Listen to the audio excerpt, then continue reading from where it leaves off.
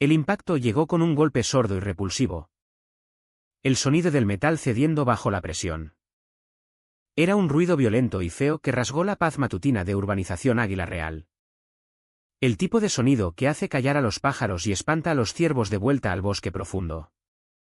Era el lamento de mi viejo y fiel Seat Tarraco al ser aplastado en el lateral por el parachoques blanco perla de un Mercedes GLE. Pero el silencio que siguió en mi mente fue absoluto.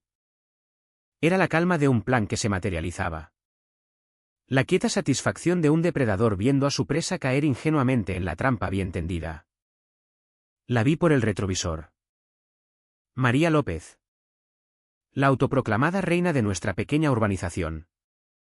Su rostro no de soco miedo, sino de una extraña rabia triunfante. Pensaba que por fin me había acorralado. Creía que este acto de agresión era la puntilla final en su guerra personal contra mí. Se equivocaba. Abrió la puerta de su coche con tal fuerza que hizo balancear el enorme SUV sobre su suspensión. Avanzó furiosa hacia la ventanilla de mi lado del conductor. Su dedo perfectamente manicureado ya apuntando. Su boca abierta para soltar la actuación de su vida. «Me has chocado», chilló. Su voz un instrumento afinado de indignación. «Todos. Venid a ver esto. Este hombre acaba de embestir su coche contra el mío». Pensaba que yo era Javier. El hombre tranquilo y solitario que había comprado la vieja casa al final de la calle sin salida. El profesor de historia jubilado que se mantenía en sus asuntos. Que solo quería que lo dejaran en paz con sus libros y su carpintería. Veía mi camisa de franela. Mis sienes grises. Mis ojos cansados. Y veía un objetivo fácil. No tenía idea de que había elegido esta casa. Esta calle por una razón. No sabía que mi expediente sobre ella y la comunidad de propietarios de Águila Real ya medía 8 centímetros de grosor. No conocía la carta anónima de un contable aterrorizado que había iniciado todo esto. Una carta que hablaba de extorsión, fraude y una comunidad gobernada por el miedo. Y ciertamente no sabía nada del pequeño dispositivo discreto enganchado bajo el pliegue de mi camisa. Una cámara corporal prototipo de Axon. Mi razón oficial para llevarla. Si alguien preguntaba, era que estaba probando la duración de la batería para la empresa tecnológica de un amigo. Era una historia plausible. Pero la verdadera razón era que estaba construyendo un caso sólido basado en pruebas. Y María López era mi testigo estrella. Vi cómo las cortinas se movían en las ventanas a lo largo de la calle. El señor Antonio García. El mismo contable que había escrito la carta. Espiaba a través de sus persianas. Su rostro pálido. La joven pareja de 2 puertas más abajo ya estaba en su porche. Con los móviles en alto. Grabando. ¿Bien? Más testigos. María actuaba para su público. Su voz subiendo con una histeria fabricada. Me ha estado amenazando durante semanas. Puso ese horrible cartel. Es inestable. Temía por mi seguridad. Permanecí perfectamente inmóvil en mi asiento. Las manos descansando ligeramente sobre el volante. La dejé hablar. La dejé mentir. Cada falsedad que pronunciaba era un regalo. Cada acusación infundada era otro clavo en su propio ataúd. La observé mientras se ponía frenética. Una tirana mezquina actuando para sus súbditos aterrorizados. Completamente ajena a que el verdugo estaba sentado justo delante de ella. Mi entrenamiento. Décadas de él. Tomó el control. Evalúa la escena. Controla la respiración. Deja que el sujeto se agote. Deja que las pruebas se acumulen solas. Giré lentamente. Deliberadamente. La llave en el contacto. El motor del viejo Seat se apagó con un suave suspiro. Me desabroché el cinturón de seguridad. El clic del mecanismo sonando imposiblemente alto en el repentino silencio. Estaba listo para salir. Listo para enfrentarla. Ella pensaba que este era su escenario. Estaba a punto de descubrir que era mi escena del crimen. La puerta del viejo Seat chirrió al abrirse. Un sonido de protesta que parecía eco del abollón en su lateral. Saqué las piernas y planté mis botas de trabajo en la grava de mi propio camino de entrada. El movimiento fue lento. Deliberado. Sin prisa. En mi línea de trabajo. Aprendes que la persona que controla el ritmo de un enfrentamiento controla el enfrentamiento en sí. María López detuvo su diatriba a mitad de frase. Su boca aún medio abierta. Vi el parpadeo de confusión en sus ojos. Esperaba que estuviera enfadado. Gritando. Se había preparado para una pelea. Un intercambio de gritos entre vecinos que sabía que ganaría con su indignación armada. No esperaba esto. Esta quietud. Este procedimiento. No te alejes de mí. Balbuceó. Recuperando el equilibrio. Te estoy hablando. Soy la presidenta de esta comunidad. Y tú eres una amenaza. No me alejé. Simplemente cerré la puerta del coche con un golpe sólido y definitivo y me volví para enfrentarla completamente. Dejé que mis ojos vagaran más allá de ella. Escaneando la escena. Mi coche. Su impecable Mercedes. Ahora con un rasguño menor y un polvo de la pintura azul desvaída de mi Seat. Las profundas huellas de neumáticos que había dejado en mi césped al maniobrar para bloquearme. Noté la posición del sol. La clara línea de visión desde al menos 4 casas vecinas. Vi al señor Antonio García. Ya no escondido detrás de sus persianas. Sino de pie en su porche. Con los brazos cruzados. Una expresión de terror resuelto en el rostro. Mi mirada se posó de nuevo en María. Seguía hablando. Su voz subiendo más alto.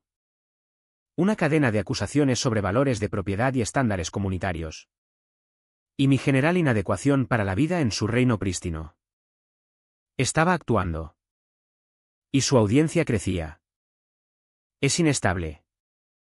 Os lo digo. Puso ese horrible cartel agresivo. Es un peligro para nuestros niños. Proclamó. Gesticulando salvajemente hacia el simple cartel de "He prohibido el paso" junto a mi sendero.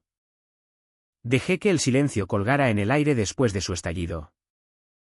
Dejé que los vecinos absorbieran su actuación. Dejé que sintiera el pleno peso de su propia importancia. Dejándola crecer y crecer hasta que fue un globo hinchado. Estirado al límite. Listo para estallar. Entonces levanté una mano. No de manera amenazante. Solo un movimiento lento y deliberado. Era un gesto que decía basta. Y para mi sorpresa. Se calló. Toda la calle pareció callar con ella. Di un paso más cerca. Mi voz. Cuando salió. Fue baja y uniforme. No la voz de Javier. El profesor jubilado. Sino la voz que usaba en salas de interrogatorios. La voz que llevaba autoridad sin necesidad de alzarla. Señora. Comencé. Mis ojos fijos en los suyos. Primero. Para su información y para que quede constancia. Toqué suavemente el centro de mi pecho. Justo en el tercer botón de mi camisa de franela. Toda esta interacción está siendo grabada. La vi parpadear. Un destello de confusión. ¿Grabada? ¿De qué estás hablando? ¿Me estás amenazando? No. Señor. La estoy informando. Di otro paso lento. Me ha estado llamando Javier durante las últimas semanas. Mi nombre completo es Javier Ruiz. Dejé que mi nombre colgara en el aire por un momento. No significaba nada para ella. Aún no. Esta era la parte que siempre encontraba interesante. El momento justo antes de que el mundo de una persona cambie de eje. Ella aún era la reina. Y yo el plebeyo. Su expresión era de molestia. No de miedo. Eso estaba a punto de cambiar. Y no soy un profesor jubilado. Metí la mano en mi vieja chaqueta de cuero, la que usaba para el trabajo en el jardín. Mis dedos encontraron el metal familiar y fresco. Lo saqué lentamente. No era un arma. Era algo mucho más poderoso. Era un escudo. Una estrella de 7 puntas. Plateada y desgastada por años de servicio. Con el sello de la provincia. Brillando bajo el sol matutino. Soy el inspector jefe de la Guardia Civil de esta provincia. Dije. Mi voz sin dejar lugar a dudas. ¿Y usted? Señora López. Está detenida por agredir a un funcionario de la ley. La transformación fue inmediata y total. Fue como si alguien hubiera desconectado un enchufe. Y todo el aire. Toda la furia justiciera y la autoridad pomposa se desvanecieran de ella. El rojo vibrante de su rabia desapareció. Reemplazado por un blanco ceroso y fantasmal. Su mandíbula se aflojó. Su cabello perfectamente peinado de repente parecía ridículo. Un casco para una guerra que acababa de perder irremediablemente. La sonrisa de porcelana se había ido. Y debajo había algo frágil y aterrorizado. La multitud de vecinos soltó un jadeo colectivo y audible. Era un sonido de puro shock. Por un largo momento. Nadie se movió. El único sonido era un pájaro distante reanudando su canción ahora que los gritos habían cesado. Entonces otra voz cortó el silencio. Una voz que reconocí. Pero ahora no temblaba de miedo. Sino que vibraba con un coraje recién encontrado. «Está mintiendo», gritó Antonio García desde su porche. Su móvil en alto como una antorcha. Él no hizo nada. Ella embistió su coche. Lo vi todo. Yo también. Lo tengo grabado en vídeo, exclamó la joven de la calle. Su marido asintiendo vigorosamente a su lado. De repente. La dinámica de poder de Águila Real. Una estructura que María López había construido durante una década. Se había invertido completamente. La reina estaba desnuda. Y sus súbditos habían encontrado sus voces de una vez. Justo entonces. El sonido familiar del motor de un coche patrulla creció en volumen. Un vehículo blanco y verde de mi propio departamento se acercó. Sin luces encendidas. Mis agentes. Jóvenes oficiales a los que yo mismo había entrenado. Bajaron. Sus rostros profesionales pero sus ojos abiertos por la confusión al ver mi viejo coche abollado en medio de una calle suburbana. Me vieron. Luego vieron la placa aún en mi mano. Y su confusión se convirtió en reconocimiento instantáneo y preocupación. Inspector. ¿Está todo bien?, preguntó el agente senior. Su mano instintivamente en su arma de servicio. Le di un corto asentimiento. Todo bajo control. Agente. Por favor. Detenga a la señora López. Observé mientras se acercaban a ella. No resistió. La lucha se había ido. Le leyeron sus derechos Miranda. El guión estándar y familiar para un delincuente común. El sonido de las esposas cerrándose fue el sonido final y definitivo. Mientras la llevaban al coche patrulla. Supe que esto estaba lejos de terminar. La agresión era solo el acto de apertura. Aún quedaba el asunto del fraude. La extorsión. La podredumbre que iba mucho más profundo que una mujer enfadada en un Mercedes. El choque era el fin de su reinado. Pero era solo el comienzo de mi caso real. Y todo empezó con una sola carta desesperada. La sirena del coche patrulla de mis agentes se desvaneció en la distancia. Dejando atrás un silencio más pesado. Más profundo que la paz que había buscado cuando me mudé aquí. Los vecinos. Después de unos minutos de charla excitada y susurrada. Se habían retirado lentamente a sus casas perfectas. Las cortinas moviéndose con las réplicas del drama matutino. Me quedé solo en mi camino de entrada. El olor a gasolina y metal aplastado colgando en el aire. Mi mano fue instintivamente a mi pecho. Al pequeño peso sólido de la cámara corporal bajo mi camisa. El choque había sido el punto de ignición. El crescendo ruidoso y violento.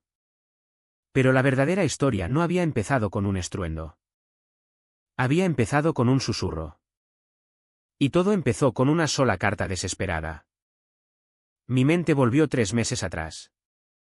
No a esta tranquila calle sin salida, sino al silencio estéril y zumbante de mi propia oficina en la comisaría de la Guardia Civil.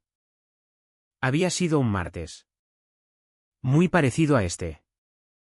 La carta llegó en el correo interno, intercalada entre propuestas de presupuesto y memorandos departamentales. Destacó inmediatamente. El sobre era barato. Papel fino. Del tipo que compras en paquetes de 100 en una tienda de todo a €1. No había dirección de remitente. Mi nombre y la dirección de la comisaría habían sido tecleados. No impresos. Probablemente en una vieja máquina de escribir. Las letras ligeramente irregulares. Algunas más débiles que otras. Era el tipo de carta que gritaba: tengo miedo de ser identificado. Dentro. La única hoja de papel se sentía igual de frágil. El mensaje era conciso, meticuloso y lleno de un terror callado. Al inspector jefe Ruiz. Comenzaba. Le escribo como último recurso. Soy residente de la urbanización Águila Real. Y soy un contable jubilado. Conozco los números. Y reconozco el robo cuando lo veo. Durante años. Nuestra presidenta de la comunidad, María López, ha estado usando cuotas extraordinarias y proyectos de mejora comunitaria para robar sistemáticamente de nosotros. Las obras o nunca se hacen o las hace un único contratista sobrevalorado que creo que está conectado con ella. Hablamos de cientos de miles de euros. Gobierna este lugar a través del miedo. Nadie se atreve a hablar. Ha arruinado financieramente a gente por cuestionarla. Tengo documentos. Pero soy un hombre mayor. Tengo miedo de lo que hará si descubre que le he contactado. Por favor. Alguien tiene que investigar esto antes de que nos arruine a todos. Estaba firmada simplemente un residente preocupado. Había visto cartas como esta antes. Usualmente eran quejas vagas. Disputas vecinales exageradas. Pero esta era diferente. El lenguaje era preciso. La mención de crímenes financieros específicos. El tono metódico. Resonaba con una autenticidad escalofriante. No era solo un vecino descontento. Era un denunciante en apuros. Sabía que una investigación formal sería un callejón sin salida. En el momento en que mi oficina enviara una consulta oficial, María López se blindaría con abogados. Los registros se triturarían. Los discos duros se borrarían. Una comunidad de propietarios es una entidad privada. Un pequeño reino con sus propios muros. Para entender lo que realmente pasaba, no podía llamar a la puerta del castillo. Tenía que entrar. Así que tomé una decisión que mi propio subinspector llamó poco convencional. Decidí tomar todo mi permiso acumulado. Lo encontré todo. Encontré una casa en venta que lindaba con la urbanización. Lo suficientemente cerca para ver todo. Pero técnicamente fuera de la jurisdicción de la comunidad. Un puesto de escucha perfecto. La historia era simple. Javier Ruiz. Un profesor de historia recientemente jubilado del norte. Buscando una vida tranquila. Compré un Seat Tarraco de segunda mano. Unas camisas de franela y un par de botas de trabajo resistentes. Me convertí en un fantasma. Un hombre tranquilo que se mantenía en sus asuntos. Un hombre al que nadie miraría 2 veces. La cobertura perfecta. Mi primer movimiento calculado fue el cartel. No el de prohibido el paso que finalmente la rompió. Sino el primero. Un trozo de madera pintado a mano que decía no hay agujero más allá de este punto. Era una declaración. Era cebo. Y lo mordió justo como sabía que haría. Su visita. La multa de 1000 euros que amenazó. Su tono condescendiente. Todo fue grabado. Prueba A. Luego vino la campaña de acoso. Era muerte por 1000 cortes de papel. Exactamente como la carta había descrito. Una citación por mi césped medio centímetro demasiado alto. Un email completo con evidencia fotográfica que ella misma había tomado de mi contenedor de basura colocado 3 centímetros demasiado lejos del bordillo. Una advertencia sobre mi felpudo no aprobado. Cada una era mezquina. Ridícula. Y cada una era un hermoso punto de datos documentado de su control obsesivo y abusivo. Asentiría. Parecería derrotado. Y ocasionalmente pagaría una pequeña multa solo para mantener el juego en marcha. Todo el tiempo. La pequeña luz roja de mi cámara corporal era mi socio silencioso. Después de unas semanas de esto, supe que tenía que conocer al autor de la carta. Tenía una buena idea de quién era. Solo había una casa donde las cortinas se movían cada vez que salía. Solo un residente que observaba cada movimiento mío. No con la sospecha de los otros, sino con una especie de esperanza desesperada. Antonio García. Me acerqué a él una tarde mientras cuidaba sus rosas. De espaldas a la calle. Mantuve la voz baja. Señor García. Mi nombre es Javier Ruiz. Creo que usted y yo podríamos tener un interés mutuo en las finanzas comunitarias. El pobre hombre casi saltó de su piel. Probablemente tenía 75 años. Con cabello fino y canoso y manos que temblaban. No solo por la edad, sino por el miedo. Se negó a hablar conmigo allí.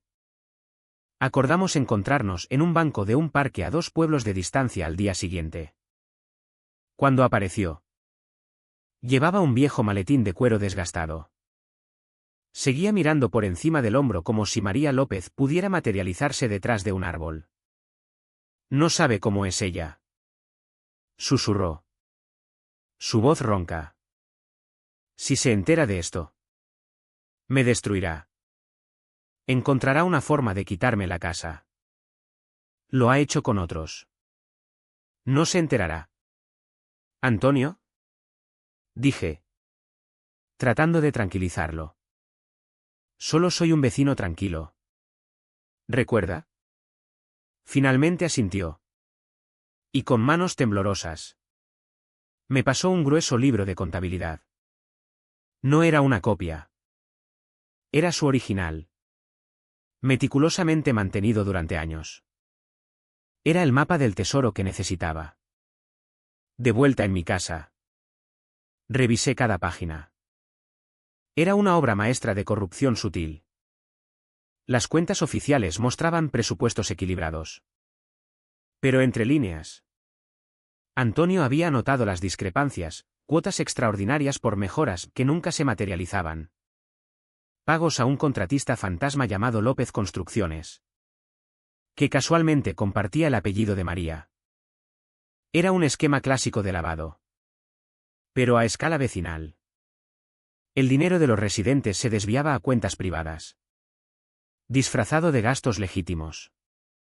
Con esto, tenía suficiente para una orden de registro. Pero necesitaba más. Necesitaba que ella cometiera un error. Algo público. Algo innegable. Así que subí la apuesta. Puse el cartel de prohibido el paso. Era inocuo. Pero sabía que la sacaría de quicio. Y lo hizo. Su respuesta fue el choque. El acto de agresión que la llevó directamente a mi trampa. Después de la detención, el caso se aceleró como un tren descarrilado. Mi equipo en la Guardia Civil procesó la evidencia de la cámara corporal y las grabaciones de los vecinos. La agresión era clara. Pero era solo la punta del iceberg. Con la orden en mano, fui a su casa esa misma noche. ¿Su marido? Gregorio. Abrió la puerta. Sus ojos estaban enrojecidos. Su bata de seda cara arrugada. Cuando me vio, flanqueado por mis agentes, no protestó. Simplemente se hizo a un lado. Derrotado. Entramos en la casa. El aire dentro era frío y quieto. Cada superficie brillaba. Era menos un hogar y más un showroom de muebles de alta gama. Impersonal. Intocable y completamente desprovisto de calidez. Este era el reino de María. Y era tan estéril como su sonrisa. Fuimos directamente a su oficina en casa. La habitación era un testamento de control obsesivo. Paredes blancas. Un escritorio minimalista de vidrio y una pared de estanterías empotradas donde cada archivo, cada carpeta estaba perfectamente alineada. Etiquetada en una fuente sans serif nítida. Era la oficina de alguien que quería proyectar una imagen de orden absoluto y transparente. Era una mentira. Mi agente Riley y yo empezamos con los archivos físicos. Pasamos 2 horas revisando cada papel y no encontramos nada. Absolutamente nada. Los presupuestos oficiales de la comunidad eran impecables.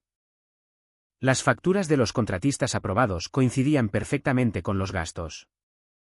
No había un solo euro fuera de lugar en los registros oficiales. Era demasiado perfecto. Era la contabilidad limpia y meticulosa de una criminal maestra. Santoro no tuvo más suerte. Su escritorio es un pueblo fantasma. ¿Inspector? Reportó, levantando la vista de su portátil. El disco duro ha sido borrado profesionalmente. No hay nada aquí más que el sistema operativo.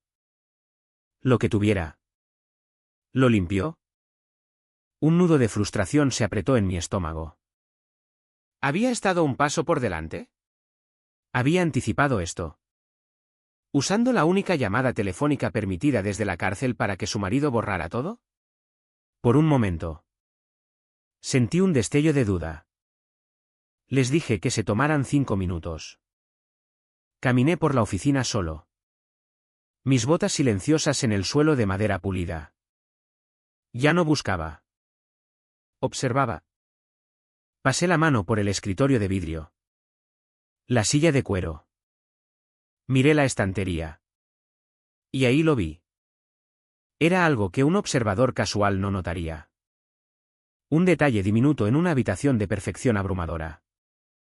En el suelo, cerca de la base de la enorme estantería de madera oscura, había una marca tenue de rozadura. Un semicírculo rayado en el acabado de poliuretano. Era el tipo de marca que se deja al pivotar algo pesado. Algo que no se mueve a menudo. Me arrodillé. Mis rodillas viejas protestando. Pasé la mano por el zócalo de la estantería. Era sin costuras. Madera sólida. Empujé contra la estantería. No se movió. Pero mis ojos se quedaron en el suelo. Miré directamente bajo el escritorio donde las sombras eran más profundas. Y allí estaba. Una tabla del suelo de madera dura. Al ojo desnudo. Era idéntica a las otras. Pero al mirar más de cerca, pude ver la línea más fina. Una grieta como un cabello que rompía el patrón perfecto del grano de la madera. No era una falla en la madera. Era una junta. Relay. Llamé suavemente. Échame una mano aquí. Movimos el pesado escritorio a un lado. Saqué mi navaja de bolsillo. Una simple navaja vieja que había llevado durante 30 años. No necesité hacer palanca. Deslicé la punta en la junta y sentí que conectaba con un pequeño pestillo magnético. Empujé. Hubo un clic suave. La tabla del suelo se levantó. Debajo, anidada en una carcasa de espuma cortada a medida, había una pequeña caja fuerte ignífuga. No era del tipo que se abre con llave. Tenía un escáner biométrico de huella dactilar. Vaya por Dios. murmuró Riley. ¿Santoro? Dije. Con una sonrisa sombría en el rostro. Trae tu kit. Vamos a abrir la bóveda del reino. De vuelta en la comisaría. Nuestro equipo técnico tardó menos de 1 hora en bypassar el bloqueo. Dentro. No había efectivo. Ni joyas. Había algo mucho más valioso. 3 discos duros externos encriptados y un pequeño cuaderno encuadernado en cuero negro. Abrí el cuaderno. Era el verdadero libro mayor de María. Notas meticulosamente manuscritas. Listas de nombres. Números de cuentas bancarias de instituciones offshore y contraseñas para los discos duros.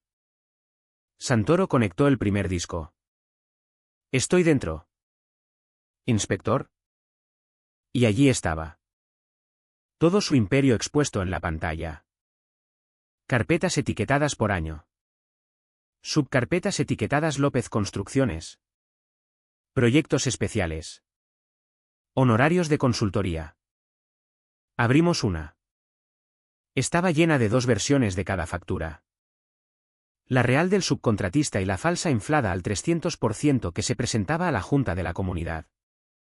Había cheques escaneados. Confirmaciones de transferencias bancarias. Todo. La teníamos. El caso no era solo sólido.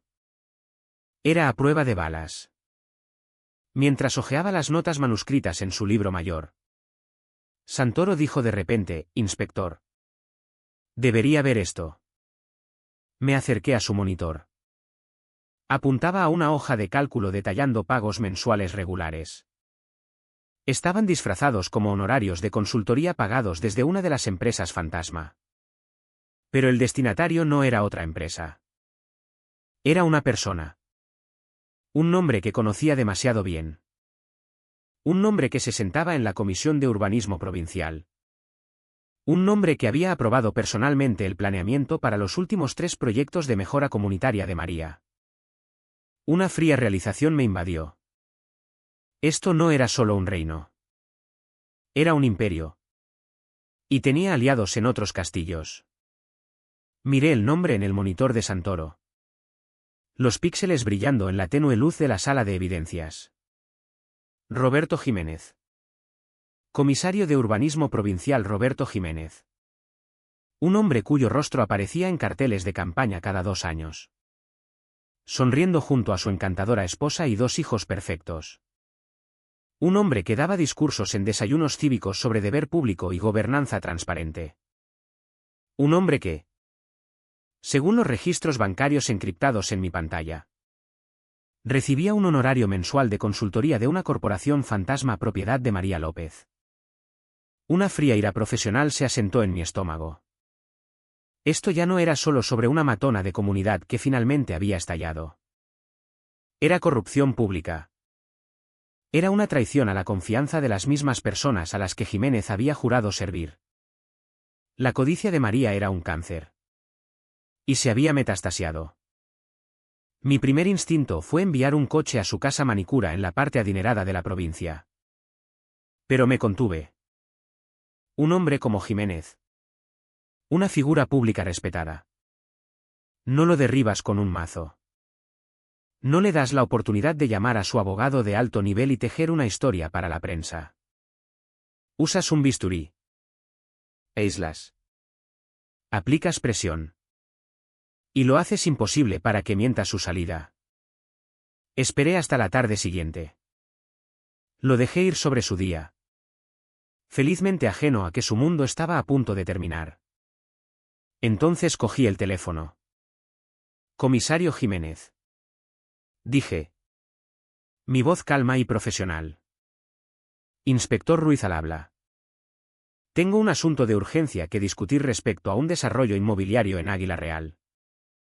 Apreciaría que pasara por mi oficina lo antes posible. Hubo una ligera pausa. Águila Real. Estoy bastante ocupado. Inspector. ¿No se puede manejar por teléfono? Su voz era suave. Confiada. La voz de un hombre acostumbrado a estar al mando. Me temo que no. Dije. Esto requiere su atención personal. Digamos a las 3. Preparé la sala de interrogatorios yo mismo. Era un espacio pequeño sin ventanas. Coloqué 2 sillas a lados opuestos de una simple mesa metálica. Puse una fina carpeta manila en el centro de la mesa. Dentro solo había un papel. Una impresión de la transferencia bancaria de López Construcciones a la cuenta de ahorros personal de Roberto Jiménez. Llegó a las 3 en punto. Vestido con un traje azul marino a medida. Proyectando un aire de importancia molesta. Se sentó sin ser invitado. Una sonrisa forzada en el rostro. Bien. ¿Inspector? Comenzó. Mirando su Rolex. ¿Qué es tan importante? Tengo una cena de recaudación de fondos a la que ir. Ignoré su pregunta y me senté frente a él. Hábleme del proyecto del pabellón del lago en Águila Real. Roberto. El que aceleró a través de la Comisión de Urbanismo la primavera pasada. Su sonrisa no vaciló. Un maravilloso proyecto comunitario. La señora López dirige una comunidad muy estricta allí. Todo estaba en regla. Todos los permisos en orden. Lo firmé yo mismo. ¿Lo hizo? Asentí lentamente. El 12 de abril. Para ser exactos. Si usted lo dice. No recuerdo la fecha exacta. Era bueno. Su postura era relajada. Sus respuestas suaves. Pensaba que esto era una indagación burocrática rutinaria. Y la variación preliminar de zonificación para la nueva casa de la portería. Continué. La empujó a través del comité en octubre. Otra excelente adición a la comunidad. Dijo con un gesto despectivo de la mano. Inspector. No estoy seguro de qué va esto. Pero mi historial en desarrollo comunitario es impecable. Me incliné ligeramente hacia adelante. Su historial es lo que estamos aquí para discutir. No alcé la voz. No necesitaba. Simplemente extendí la mano y deslicé la fina carpeta a través de la mesa hacia él. La abrí. Girándola para que la única página dentro le enfrentara. Miró hacia abajo. Su expresión confiada aún en su lugar. Luego sus ojos se enfocaron. Observé cómo el color se drenaba de su rostro. La sonrisa practicada del político se evaporó. Dejando atrás el shock de mandíbula floja de un hombre que acababa de ver un fantasma. Su mirada saltó del papel a mis ojos y de vuelta. Yo. No sé qué es esto. ¿Tartamudeó? La suavidad en su voz ida. Reemplazada por un pánico crudo y quebrado. ¿Eso? Dije. Mi voz aún nivelada. Es una copia de una transferencia bancaria por 20.000 euros. Fue depositada en su cuenta de ahorros personal el 13 de abril. Un día después de que firmara el pabellón del lago. Me recosté en mi silla. Y tenemos la de octubre también. Y la del año anterior. El dinero siempre llegaba el día después de que le hiciera un favor a María López. Roberto. Cada vez. Eso no es una coincidencia. Es un patrón. Y en mi línea de trabajo. Tenemos un nombre para ese patrón. Lo llamamos conspiración. Lo llamamos soborno. Lo llamamos delito grave. Empezó a sudar. Una sola gota trazando un camino por su sien. El traje caro de repente parecía demasiado ajustado.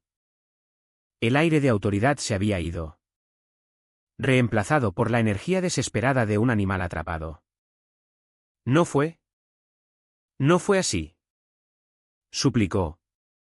Su voz apenas un susurro. María. Ella puede ser muy persuasiva.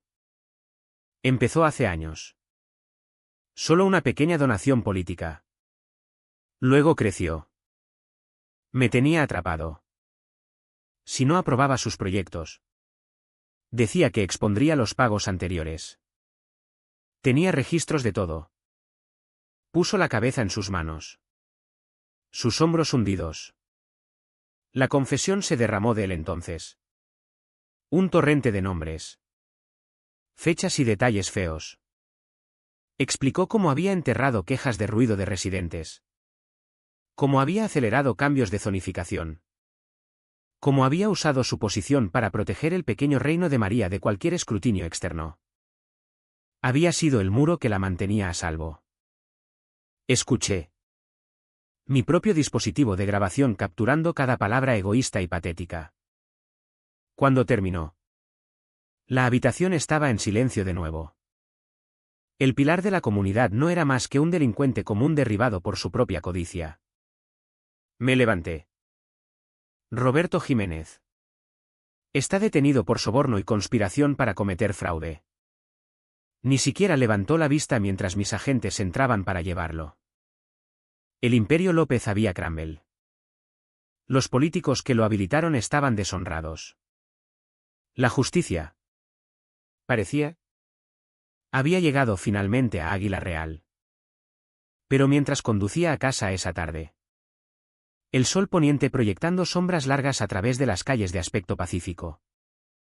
Mis pensamientos no estaban en los criminales en sus celdas de detención. Estaban en el hombre tranquilo y valiente que lo había empezado todo. Antonio García. La justicia se había servido. Los culpables fueron castigados. Pero la comunidad aún estaba herida. La confianza rota. Y me preguntaba, ¿podría un lugar como este sanar verdaderamente? Esa pregunta me acompañó durante semanas. Mucho después de que los camiones de noticias se hubieran ido y el escándalo de Águila Real se hubiera desvanecido de los titulares a la leyenda local. Los procedimientos legales fueron rápidos. Brutales e innegables. Frente a la montaña de evidencia de los discos duros y la confesión completa de su marido, María López aceptó un acuerdo de culpabilidad. La sentencia reflejaba no solo el robo, sino los años de miedo que había infligido. Su cómplice en la comisión de urbanismo fue deshonrado. Su carrera política terminada. Su imperio construido sobre amenazas de papel y fondos robados había desaparecido. Pero la justicia es una línea limpia y afilada dibujada por la ley. La sanación es algo más desordenado. Más complicado. Al principio, un extraño silencio se asentó sobre el barrio. No era el silencio pacífico del que me había enamorado al principio. Era un silencio incómodo. Incierto. Los vecinos se daban sonrisas tensas y vacilantes en el buzón. La casa vacía de los López se erguía como un monumento a la traición. La herida estaba cerrada. Pero la cicatriz aún tierna. El cambio vino. Como a menudo sucede. No con un gesto grandioso, sino con una conversación tranquila en una tarde soleada. Había invitado a Antonio García a mi porche. Acababa de terminar de barnizar la madera. Y el aire olía a barniz y café fresco. Se sentó en la mecedora frente a mí, mirando al bosque. El temblor en sus manos había desaparecido. Por primera vez. Parecía verdaderamente en paz. Nunca te agradecí adecuadamente. Javier, dijo. Sus ojos en la línea de árboles. Tú eres el que lo empezó todo. ¿Antonio? Respondí. Yo solo seguí el mapa que me dibujaste. Siempre quise preguntar. ¿Por qué tú? ¿Por qué arriesgar tanto? Estuvo callado por un largo momento, observando a un arrendajo azul revoloteando de rama en rama. María y yo éramos amigos una vez. ¿Comenzó? Su voz suave con el recuerdo. Mi esposa y yo. Y ella y Gregorio. Fuimos entre las primeras 5 familias en construir aquí. Hacíamos comidas compartidas. Nuestros hijos jugaban juntos. Era una comunidad. Tomó un sorbo de su café. Luego se formó la comunidad de propietarios. María se ofreció voluntaria para liderarla. Al principio, era sobre mantener el lugar bonito. Luego el poder se le subió a la cabeza. El dinero empezó a parecer demasiado tentador. Empezó pequeño. Un contrato de jardinería para su cuñado. Yo era el tesorero. Lo vi suceder. Cuando la confronté. No lo negó. Me amenazó. Dijo que sabía cosas sobre mi familia. Que podía hacer nuestras vidas un infierno. Que podía encontrar una forma de echarnos. Mi esposa acababa de ser diagnosticada con su enfermedad. No podía arriesgarlo. Así que renuncié. Y me quedé callado. Finalmente se volvió para mirarme. Sus ojos claros y firmes. Viví con esa vergüenza por casi una década. Después de que mi esposa falleciera, decidí que no podía vivir con ello más. Tenía que hacer algo. No por mí. Por la memoria de la comunidad que se suponía que éramos. Escribirte esa carta fue lo más aterrador que he hecho nunca. Y fue lo mejor que he hecho nunca. En su historia, encontré la respuesta a mi pregunta. La fuerza de la comunidad no había sido destruida por María. Solo había sido silenciada. Vivía en gente tranquila y decente como Antonio. Solo necesitaba una oportunidad para encontrar su voz de nuevo. Esa oportunidad vino un mes después en la primera reunión oficial de la recién elegida Junta de la Comunidad. La reunión no se celebró en una sala sofocante, sino como una barbacoa en el verde comunitario junto al lago. Antonio García, elegido por unanimidad como el nuevo presidente, estaba junto a la parrilla, volteando hamburguesas. Un simple delantal atado a la cintura. La atmósfera se transformó. Las risas resonaban a través del césped. Los niños corrían una carrera de 3 patas. Vecinos que habían evitado el contacto visual durante años ahora compartían platos de ensalada de patatas y hablaban de sus jardines. No era perfecto. Aún había cicatrices. Pero era real. Era un comienzo. Una mujer cuyo nombre había aprendido era Sara. La que había filmado la detención en su móvil. Se acercó a mí y me entregó un plato de papel con un perrito caliente. Gracias. Javier. Dijo. Una sonrisa genuina alcanzando sus ojos. No, inspector. Javier. Tomé el plato. ¿Por qué? Por devolvernos nuestro barrio. Dijo simplemente antes de reunirse con su familia. Más tarde esa tarde. Mientras la fiesta se acababa y las primeras luciérnagas comenzaban a parpadear en el crepúsculo. Me senté en mi propio porche. La cómoda quietud asentándose alrededor de mí una vez más. Había venido aquí buscando paz escapando de mi mundo. En cambio, la encontré trayendo mi mundo conmigo. La justicia no era una parte separada de mi vida. Era parte de quien era. El bosque aún me hacía su promesa cada mañana. Un pacto de canto de pájaros y hojas susurrantes. Pero era una promesa que ahora entendía. La verdadera paz no es la ausencia de conflicto. Es la presencia de justicia. Y aquí en Águila Real. Mientras la última risa se desvanecía en los gentiles sonidos de la noche. El silencio era finalmente verdaderamente pacífico.